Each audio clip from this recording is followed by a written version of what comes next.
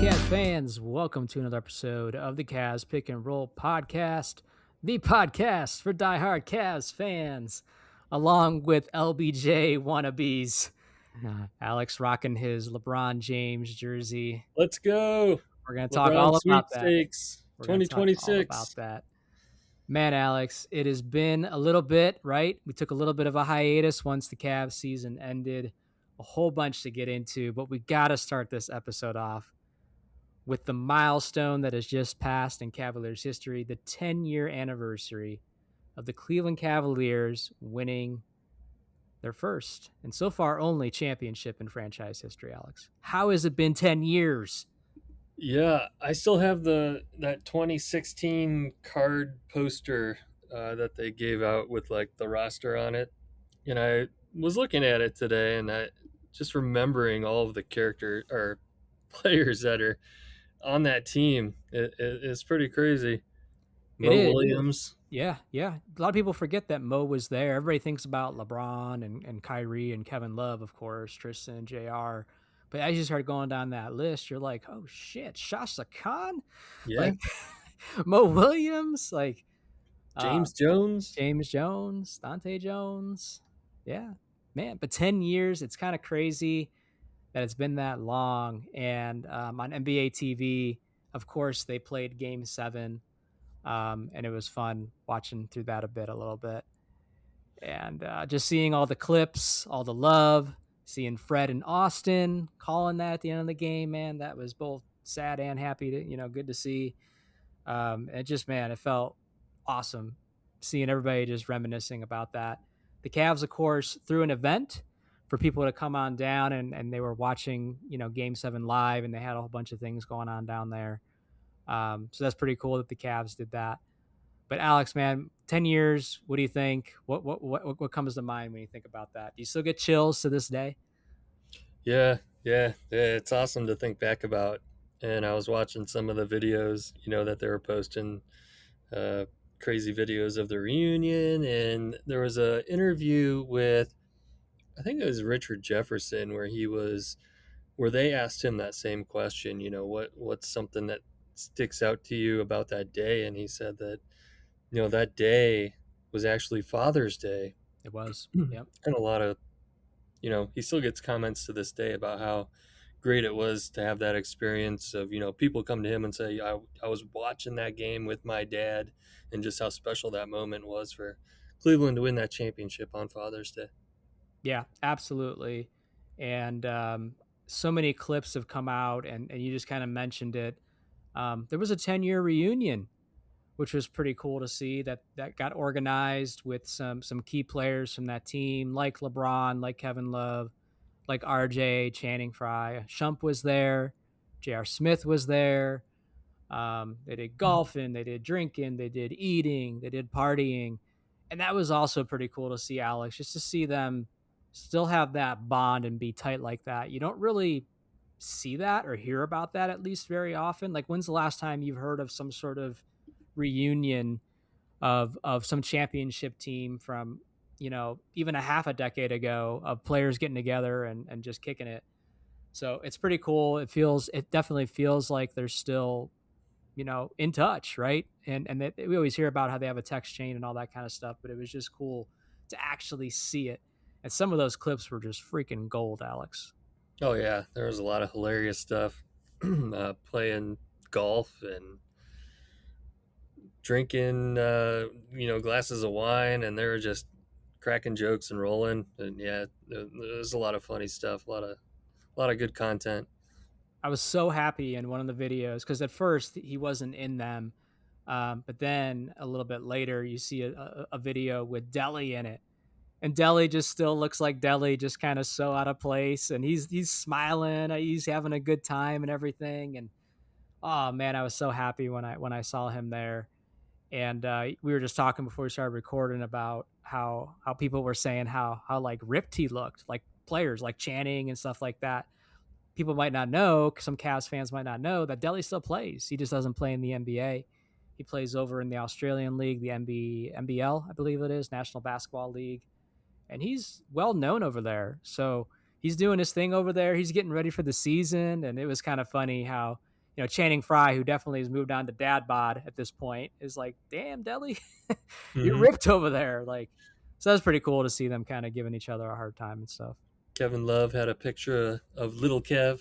If you Yeah, remember that, yeah. the Tony Bahama model that had somewhat looked like him at the time. Yeah. And it did start off a little bit rocky because it was like, oh no, Kyrie ghosted us and all that stuff, right? That was kind of going around social media. And then, you find out a day or two later that he was just, wherever he's at in the world. And he at least acknowledged and said, I'm going to catch up with those guys when I get back and all that stuff. So, um, pretty cool to see that, again, you don't see that very often with other championship teams, but not everybody was there, Alex. Not No, everybody was there. Who was not there? oh, Mozgov wasn't there. Do you think he That really was said such a that? Do you think he funny. really said that, or just did some troll account just start that? You think? I don't know. Because It like was really he's funny. not on social media, is he? Mozgov? I don't know. I haven't. part, I don't know if I follow him. part of Like, me, part of me thinking it's some troll account. So basically, uh, something came out a couple of days later, look at the quote belt. unquote, from Mozgov. Put on the hat. There you go. Here we go.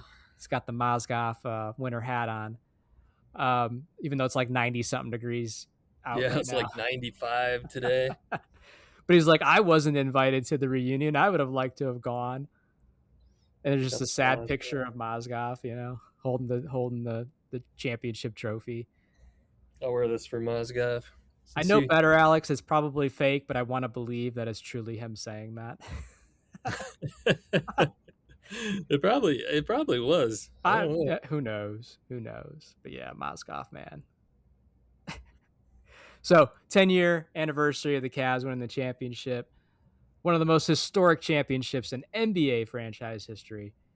Will probably never be topped in our lifetime, and pretty cool to see the crew getting together and kicking it.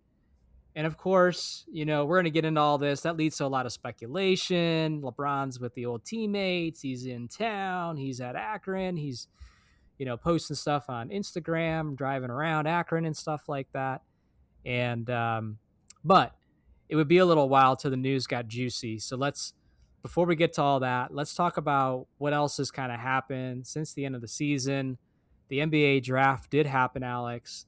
The Cavs did not make any kind of trades up. They actually made a trade back out of the first round. They had the 29th pick to save a little bit of cash. They moved back a couple spots to pick number 34, picked up a future second rounder, and made a draft selection. They Yeah, selected Meleek Thomas, guard, 6'3", out of Arkansas, averaged 15 points, three rebounds, couple assists, and shot 41% from 3-point range.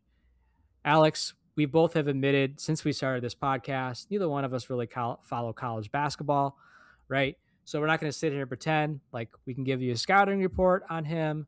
But I will admit, when the pick was announced, I was a little disappointed that it was another guard, as hmm we are very guard heavy, and a small guard on top of that. yeah. Another 6'3" guard that I don't know that how we would use, and I don't know. Yeah, I just wish they would have went with like a wing or a big or. Yes, same. But Some people seem to warm up after kind of I don't know, researching or watching some clips or whatever. Highlight clips always make somebody look outstanding, right? He is supposed to be a pretty good shooter. We'll always welcome some shooters, and yeah, we're just guard heavy, and I don't know where everybody's going to fit or where he fits in the rotation, if he even will be part of the rotation at some point. The one thing I will say though, Alex, the Cavs have had a pretty good track record of quote unquote finding the diamonds in the rough.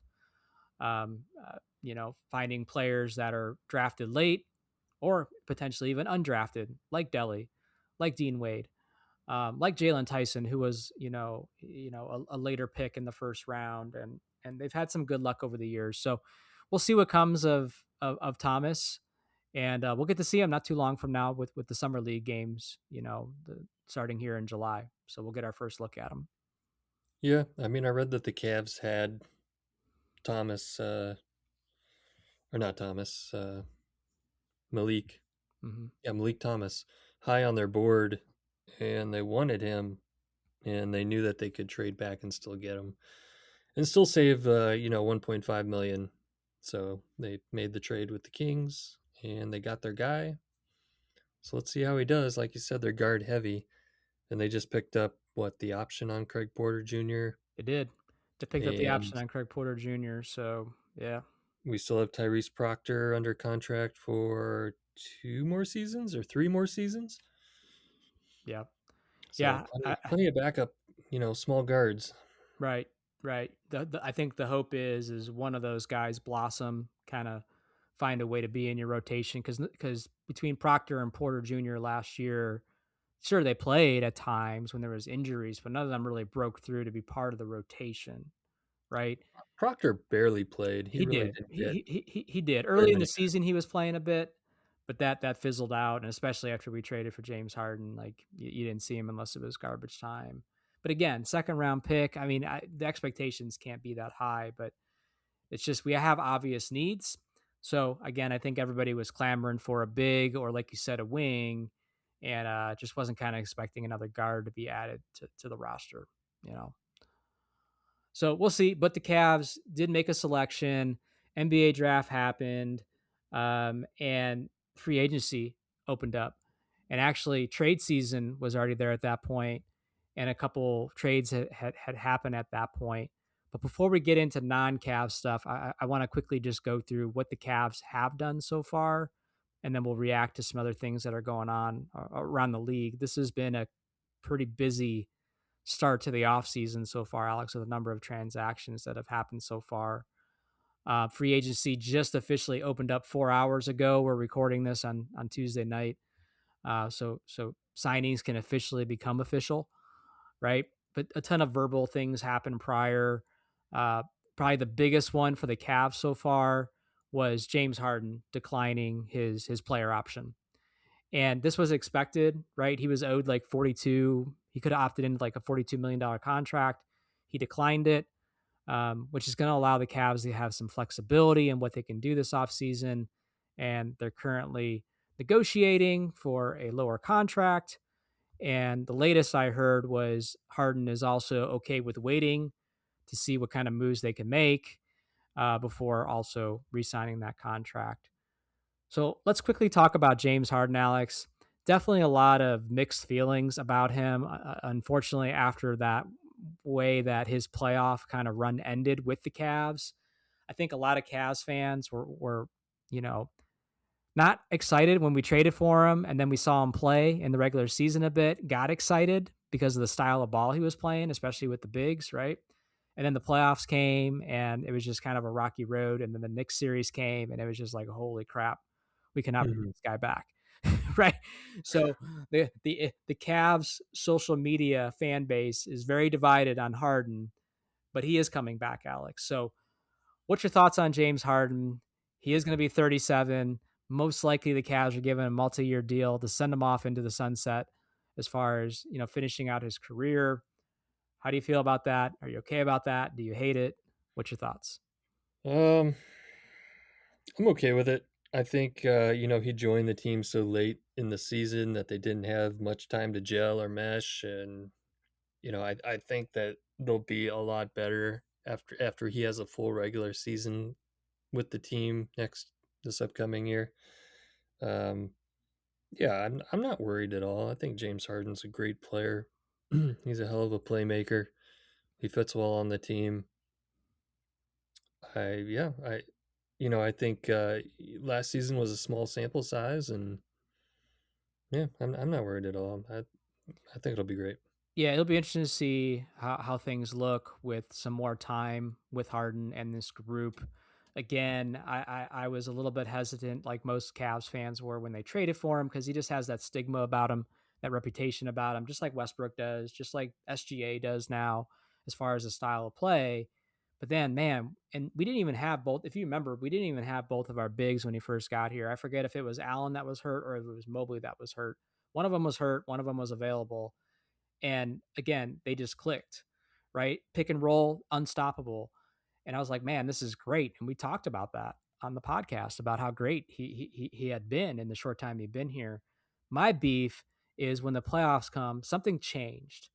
I don't know if it was Atkinson or if it was Harden, but it was like every time he touched the ball, all the other four guys and the Cavs players cleared out instead of creating activity and pick and rolls and all that stuff like we saw in the regular season. So I hope that we get back to that with James Harden, because I think that's just what's going to eat defenses alive. You're not going to be able to stop Evan Mobley and James Harden in a pick and roll.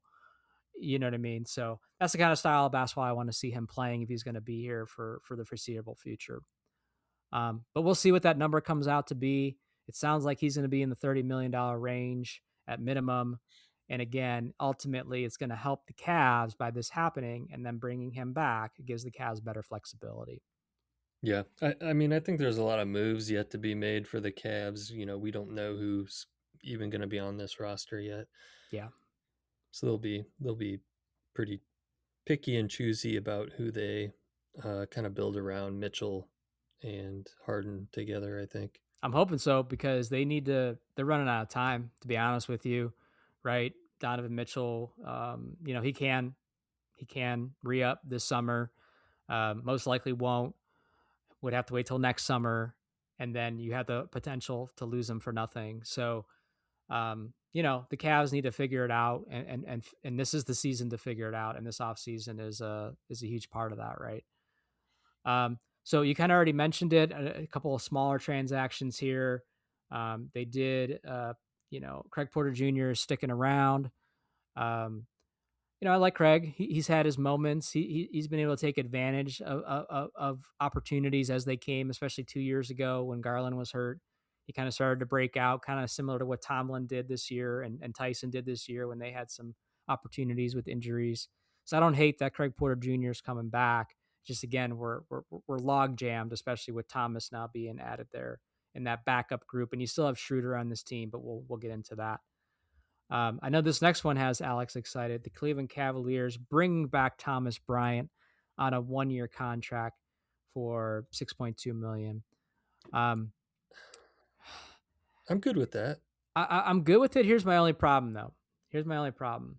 We need a backup big that's going to actually play in the playoffs. Brian didn't play in the playoffs. Therefore, you didn't have a big to just come He in should have there. played in the He playoffs. should have.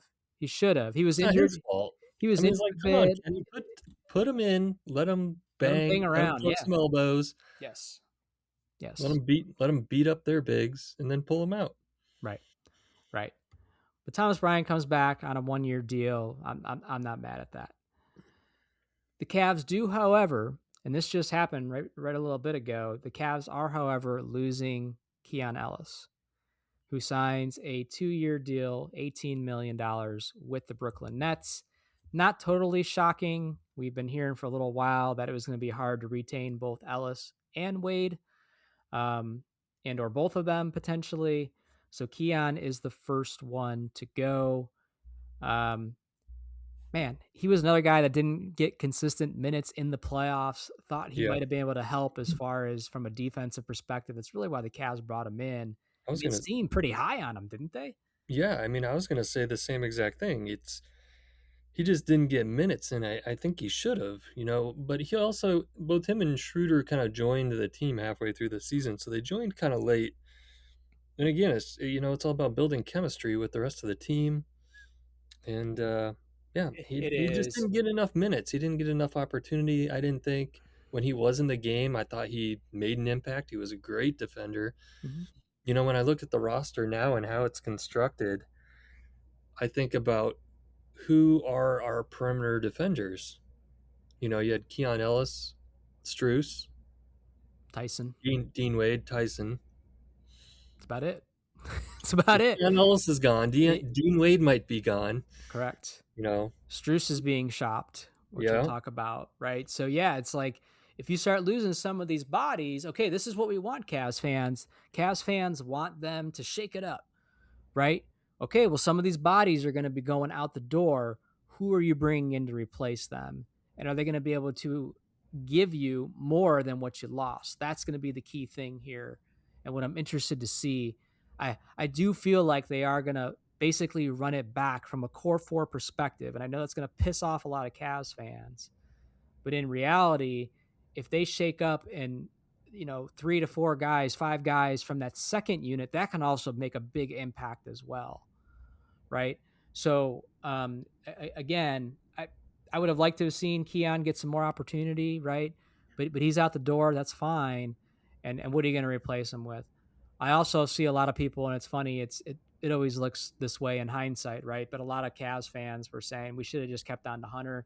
Hunter could have been great as far as providing another offensive weapon in these series, and it's always easy to pick apart trades after they've kind of played out a bit. But in reality, you really didn't get much out of Schroeder and Ellis combined, during this playoff run. And now both of them most likely will be out the door because the Cavs are also shopping Schroeder, right? So you Yeah. lost Hunter for nothing. No, I mean, I was never a Schroeder fan, but I have to admit, I thought he played well for us. He, last season in the playoffs, we struggled really bad to get the ball up the court. And Schroeder got the ball up the court for us. And not only that, but he was great at driving and getting those quick little layups and cutting Yeah. through the Yeah. defense, Yeah. which we didn't have, which Mm-mm. we haven't had in a long time, to have a guard that is that quick, a point guard that's that quick. We have Mitchell. Mitchell kind of does the same thing or similar things, but yeah, I thought Mitchell filled a gap that we had, and if we let him walk, I think we're going to be back to not having that quick guard that can get to the hole. So I don't know what they're going to do. Yeah, yeah, you mean Schroeder, yeah. He had some moments again in the regular season, and he had the one good game. I forget what series it was now, where he basically helped the Cavs get the win that game, right? So I just don't know if he did enough to convince the organization to keep him around to kind of be your backup big, long term. And again, he has that stigma to him too. What has he played 12 teams in 13 years or whatever, 11 and 12, whatever it is. So and a lot of the rumors around the Cavs as far as trying to shed salary to add more wiggle room to do things. You hear Shooter's name right there Mhm. as the number one candidate with Struess right behind it. So we'll see what happens there. But Keon is gone, and you already mentioned it with Dean Wade also potentially being gone. It did sound like there was interest on both sides. The Cavs wanted to retain him. Wade was willing to see what the Cavs had to offer, but we kind of heard this early on in the season that watch out for Dean Wade. He could be one of the guys that you lose because the Cavs will most likely be outbid. And Dean Wade has been solid. He's been one of those diamonds in the rough that you kind of just found out of nowhere and turned him into an NBA player. My opinion is he also has hit that Chetty Osman wall. In my opinion, he's been here 6 years. Chetty was here 7 years. Had some moments, easy to root for, but it's like, man, he never took that next step. Had multiple opportunities at the starting position, and just was never able to be consistent to hold on any kind of meaningful minutes. So if Mhm. he's out the door, again, I'm not going to be crushed by that. But what are you replacing it with? Because he was a solid defender. He was a big body. He could knock down a three every once in a while and do some basic things for you. Yeah, what it comes down to is he was a good player that had, I mean, he had size, right? Like we don't have a lot of bigs outside Mobley and Allen. Like Mm-mm. who are we putting in? Thomas Bryant and Tomlin. Um, so Dean Wade kind of filled that 3 and D role. He was a good perimeter defender. He could knock down the three. It's kind of like the only player like that we've had that has experience. That's a veteran. Jason or Jalen Tyson also kind of fits that mold too. But yeah, Dean Wade really filled a specific role for us, and in the playoffs we could put him on just about anybody, um, and defend that 3 point line. So Right. yeah, I'll miss Dean Wade if we lose him, but at the same time we got to get under the second apron so we can make some moves. I Yeah. hate to lose him, but There's going to be some casualties he, along the he way. was a It's the way this good role works. player, but he wasn't elite. No, So no. And here's the thing. He wasn't ever good. He was never going to shut down Jason Tatum in a playoff game. He's never going to shut down Jalen Brown. He could do enough to bother these guys, right? but he was never going to shut them down. So, and he was also inconsistent and not giving you much on the offensive end, right? So it's just one of those things where, I mean, he was on a very friendly contract salary wise, but other teams recognize the value, the other things that he does that doesn't always show up in the box score, and someone is going to give him a 3-year deal for whatever X amount of money and just basically Yeah. outbid the Cavs most Hmm. likely. They can't prioritize him over some other things that they're trying to do right now. Yeah. So, we'll see. We'll keep an eye on that.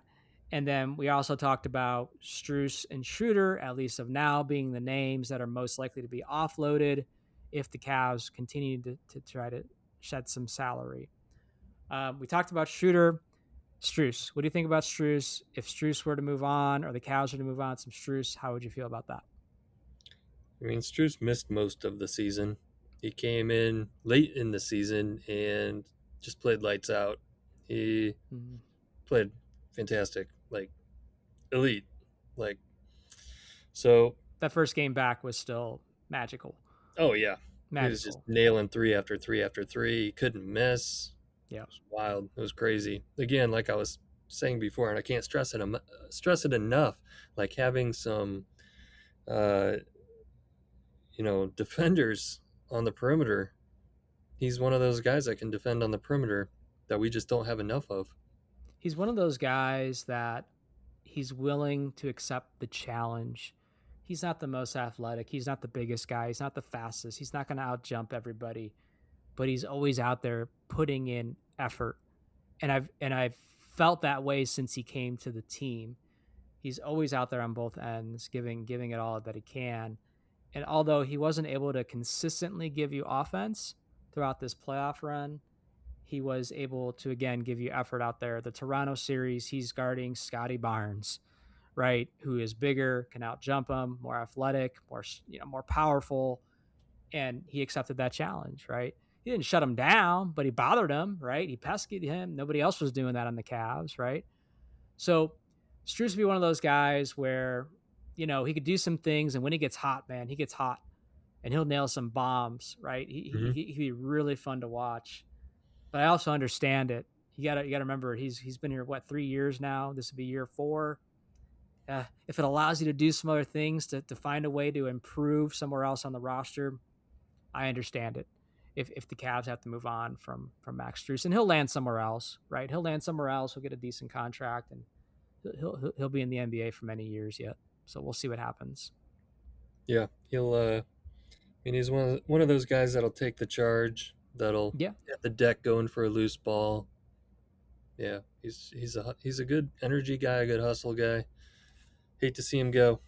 yeah, yeah. So that's kind of what is the state of the Cavs right now. Except we haven't talked about the elephant in the room, Alex. So Yeah, there has I, been rumors for months, right, of this off season and what could potentially be with LeBron James, right? Will yes. he retire? Will he continue to play? Will he stay in LA? Will he come back home? Will he go to Miami? Will he start his own league? We heard all sorts of wild theories that have been speculated for weeks and months and just gets nauseating, right? Well, the time is finally here. He has decided to move on from the Los Angeles Lakers.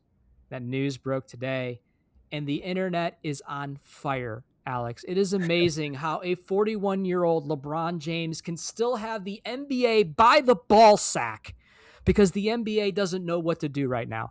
You will not see another major transaction happen with certain teams until the LeBron James domino falls, because now there are teams that are going to line up to see, well, can we get him somehow? Can we sway him? Can we convince him?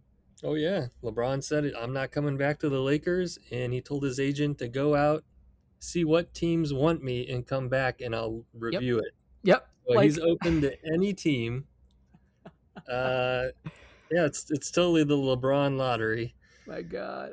It feels like You it's know, like 2009 all over again. Like he's there's three favorite teams, right? Like sure.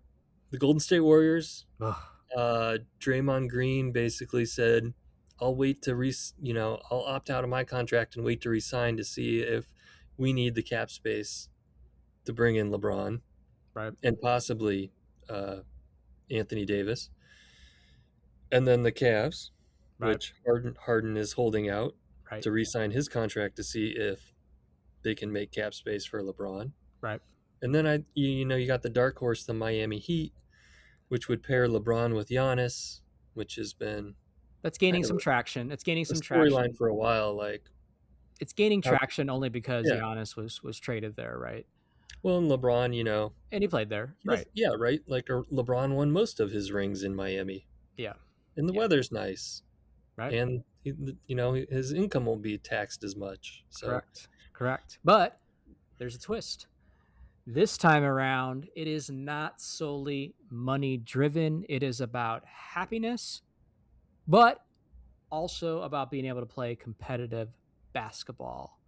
So I think when Cavs fans started to hear that, considering our cap situation, it gets people excited, right? It makes it feel like that door, instead of it being just a creep, just barely open, has widened a bit with comments like that.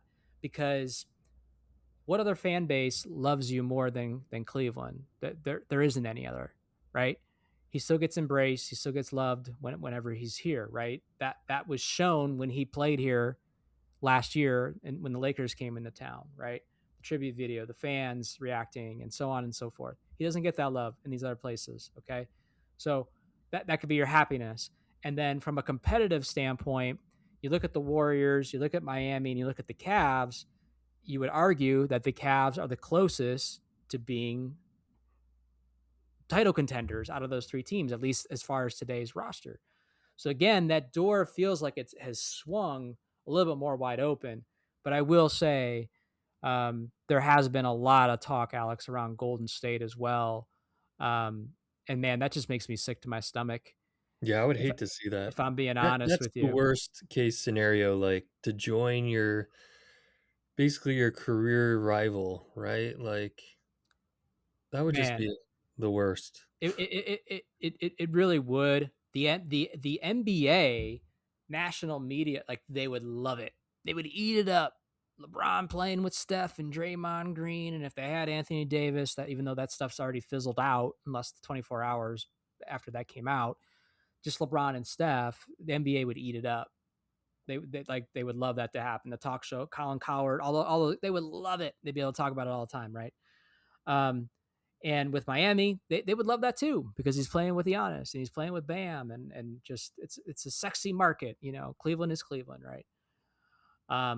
But yeah, that'd be the worst place for him to go because man, it just doesn't feel right, especially after the 10-year reunion just happened. You're with your boys, and that's like Magic Johnson playing the last season of his career in Boston Yeah, with I was Larry gonna Bird. say the same thing, but with Michael Jordan. But Get I was the going hell Michael out of here. Jordan. Are you kidding me? Like That's weak sauce if you it do. That's is. lame as you know what That's if super. that Yeah, that ends would up be super happening. lame. I would be rooting against them He just hardcore became all season. he is he Hulk Hogan? Hollywood Hulk Hogan. He's going to go back to the villain again, at least in Cleveland fan guy, perspective if he does that. And again, you had the fan base kind of split up. Well, who cares about LeBron anyways? Listen, I've been trying to temper my expectations and kind of just tell myself it's not realistic. The stars aren't going to align. And I'm still okay if he doesn't end up coming back to Cleveland. But man, if he goes back to Golden State, it's going to rub me the wrong way. It's going to bother me. It's going to taint the legacy. You're going to Mm. have all those Jordan lovers and LeBron haters come out of the woodworks like Jordan would never do that. He would never go play for the Pistons, the bad boy Pistons or whatever. Like, man, that's just going to be such a weird way to end his legacy. And I would hate it with a Yeah, passion. I would hate it. I would hate it with a passion. But It's joining your arch nemesis team.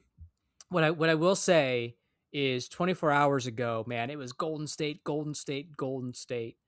As today has progressed and he has told LA that he's not coming back, you are starting to hear more Cleveland stuff as well. It is starting to become more of an even kind of race as far as just people talking about it and talking about Cleveland again. But like you said, yeah, he has Rich Paul out there doing interviews and give me your cliff notes and Mhm. we'll review next week. I'm Yeah. celebrating the 4th of July. Jesus Christ, There was man. an interview with Dan Gilbert where the interviewer asked him about LeBron coming back, and Dan Gilbert says something like, "Maybe. We'll We'll see. see." Yeah. Jesus. I'm like, there's no I saw that and he talked about the letter being stupid. I'm just like, Yeah, man, that was a just the good interview, though. just the fact that he's talking this much about it tells me there is nothing in the works. Because if there was something in the works, he'd be, we're focusing on improving our roster. We have to take that next. Like he wouldn't be so like open about talking about LeBron. I feel like if there was already something in the works between those two, but who knows? It just feels weird. That interview was, what, a week ago or it was so? it was like last week. Yeah, Yeah, so at the time, I doubt they had talked. it just feels weird that LeBron once again is holding the free agency hostage. Oh, yeah, It's so many almost players comical, just waiting to resign. Now teams are waiting to see where he goes, what happens. right? So there's been all sorts of scenarios thrown out there, and one that I'm glad has been retracted now that he is no longer going back to Los Angeles. But all the news or all the suggestions for the path for the Cavs to get LeBron back was via trade. And that was via Jared Allen going to the Lakers and LeBron coming back. That's obviously out the door now. And I have seen some people float ways that this could still work without the Cavs having to break up their core four. And this is where James Harden declining his contract was step one. Offloading salary like Struess and Schroeder is another step. Like Windhorst has already said, if the Cavs start moving off some of these guys and not really getting much back in return, they're just salary dump deals. He said, watch for that. That'll tell you that they're lining up. They're lining up. They're aligning the stars to make it a possibility to have enough room for LeBron. So that's kind of what I'm paying attention to right now is just seeing, okay, are the Cavs going to do anything with these other guys, or are they going to hold tight, you know? Mhm. And I don't know, man. I don't know if I had to put a bet on it or a percentage on it. I don't know if I could, Alex. What about you? Like, If you would've asked me last week, I would've said there's no chance. yeah, like You 10% ask chance, me right? today, Yeah. I mean, I'm all in the lottery. yeah, yeah, I'm buying the tickets. yeah. Dude, the Especially again, ticket especially prices would be insane if he came back. Can you imagine that? nah, Like yeah. a 1-year retirement tour? Like, wow, it would be. Especially if the Cavs can figure out a way to do it without breaking up the core four. Man, you just insert him into that starting small forward. You leave everybody else there. Like you said, another year for Harden to be integrated. This team should have matured after what they just went through the playoffs. You add in LeBron, who's battle tested 20 plus years in the league, championships out the wazoo. Like, yeah, man, it'd be pretty amazing. I feel like LeBron and Harden, with where they are right now in their careers, are very close to the same player. They're very similar. They're both ball dominant playmakers. Yeah.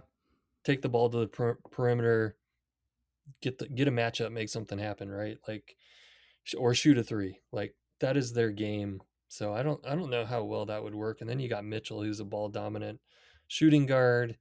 To have all three of those guys on the court at once, there's no perimeter defense, right? No, well, Like, that's where you're sacrificing, right? And that's where your second unit.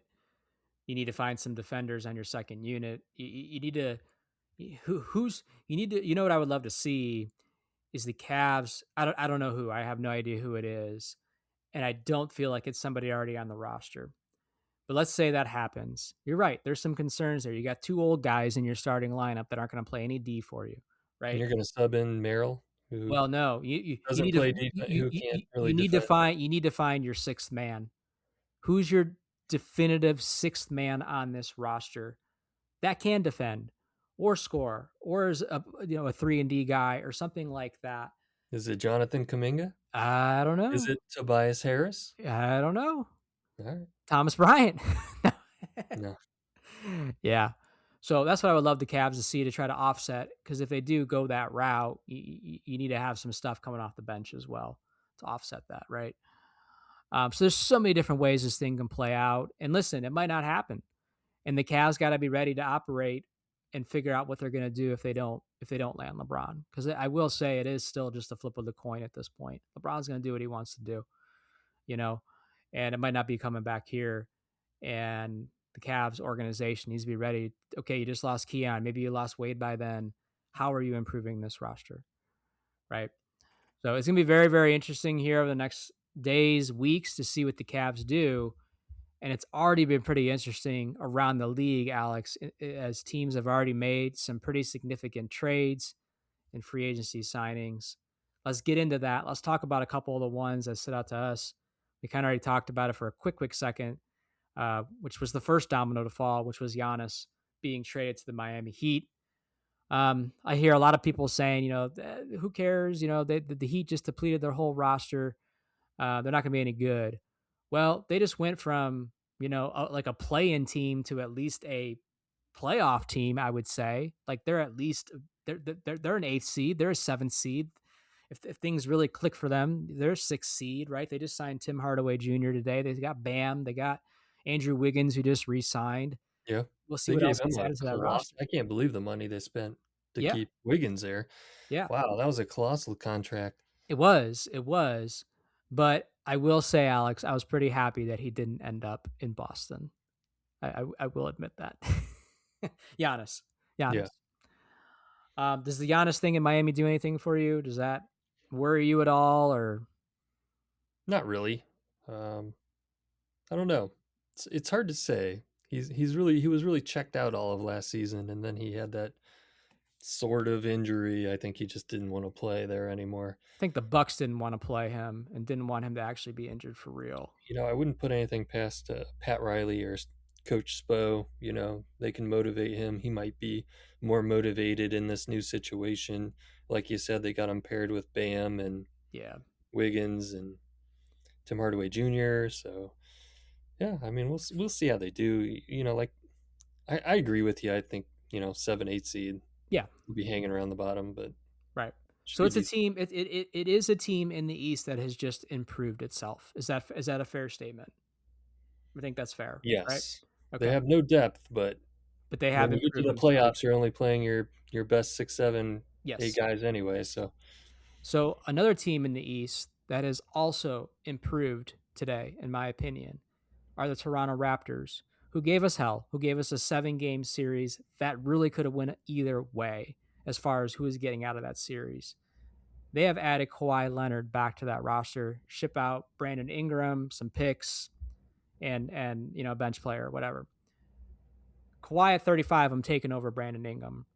Um, Man, Kawhi would be perfect on this Cavs team, right? That'd have been a great guy to somehow mhm. land. Too expensive for you though. But Toronto Raptors, I feel like, have just improved by adding Kawhi to the mix. Okay. Um, Jaylen Brown's name has been out there. A lot of drama about Jaylen Brown. Cavs linked. That was kind of the hot story here locally about a week ago. Would you trade Evan Mobley for Jaylen Brown? Alex, would you trade Evan Mobley for Jaylen Brown? No. Neither would I. And that's not going to happen at this point because his stock is actually falling as Boston is not getting what they're asking for, which is 4 first-round draft picks, which is absurd, right? And I don't know what's going to happen with that, but I do worry about where he's going to end up. I'm hoping he goes out west. I don't want him going to Atlanta or Orlando or something like that and making yet another team in the East better. Going to Detroit, something like that. Ship him out west, Alex. I'd be willing to package a whole lot of players for Jaylen Brown, but not Mobley. Yeah, and it's funny because Windhorst mentioned that today. He's like, if they really want to show LeBron they're serious about making a run this year, they should do something like go out and get Jaylen Brown. But he didn't say how, right? And I don't think there's a way you can get him without moving Mobley, right? There was a lot of talk about Mitchell for Brown, but you don't necessarily know that Boston wants Mitchell. They want Mobley. They need a big. They want a big, right? Not a smaller guy than the guy that they're shipping out. So I don't see how you do it, even with Jared Allen and whatever else you want to put together, minus Donovan Mitchell and Mobley. I don't think it's going to be enough, but we'll see. That relationship might be so tainted now in Boston. I do feel like he's going to get moved somewhere. And I feel like once we see the details of that trade, we're going to be like, oh my God, why didn't the Cavs, why didn't the Cavs go do that? Yeah. Why didn't they find it? Why? Yeah, you should have shipped out Jared Allen and Max Strus and freaking Jalen Tyson. I, so, Yeah, um, I agree with you. You're not wrong. Like, and Boston loves their white guys, right? Like Struess, Dean Wade, not Merrill. yeah, Jalen Tyson, Merrill. Yeah. I mean, I would empty, I would You empty, telling me I would empty that bank for Brown. a I package, mean, we're in win now mode. If we don't win this next season, you're we might done. only have like one more season after that to win. Like, Yeah. we got to go all in. I don't care what it costs. And If that's it why costs people are the saying, upcoming youth, then we got to do it. but that's also why people are saying you can't move on from Mobley. Because if you do start breaking it up and you have to move on from Mitchell, you can at least start your rebuild around Mobley, Tyson, guys like that are still here. At the same time, I'm trading Jared Allen and a Jalen Tyson in a package for Jalen Brown if I could do that. Right. So I don't think it'll happen. I don't think the Cavs are going to end up doing something like that, but it was just interesting that Windhorst threw that out there. And with his stock falling, I am curious to see where he ultimately will land. He will make a team better wherever he goes, and what that package ends up being, and us being like, crap, could we have done something like that? How about LaMelo Ball getting shipped out from Charlotte, Alex, to the Minnesota Timberwolves, who could potentially be an Eastern Conference team here very soon? How do you feel about the Wolves being in the East and then picking up LaMelo Ball? No, I don't care. I don't think LaMelo Ball's any good. He's a chucker, man. Uh, Low efficiency score, scores in bunches, but not efficiently. I don't care. That doesn't bother me at all. They can have So they shipped out Julius Randle and Nazir Reed, big guy, physical guy. two good defensive physical guys. Too big. They just got smaller. They got worse on defense. They got less efficient on offense. And LaMelo has his share of injuries as well. I thought that was a surprising move for the T-Wolves organization to try to convince Anthony Edwards that they're trying to do things to improve. We'll see what happens there. The last big trade I can think of that was like 2 years in the making is Ja Morant. Yeah. Finally, the time has come to an end with the Memphis Grizzlies. They are turning over the keys to Ty Jerome, who as of today is your starting point guard for the Memphis Grizzlies. I was hoping they go in a fire sale mode and we can get Ty back somehow. But Ja Morant out in Portland with Damian Lillard.